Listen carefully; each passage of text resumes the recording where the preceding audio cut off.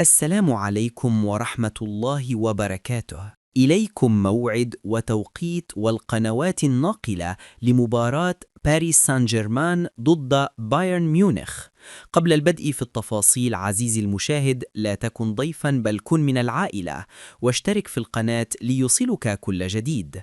وتندرج هذه المباراة ضمن منافسات دوري أبطال أوروبا الجولة الرابعة، حيث ستجرى المقابلة يوم الثلاثاء 4 نوفمبر 2025 على أرضية ملعب حديقة الأمراء بالعاصمة باريس في فرنسا، ابتداء من الساعة 9 مساء بتوقيت المغرب، تونس والجزائر، أي الساعة 10 مساء بتوقيت مصر، والساعة 11 مساء بتوقيت السعودية.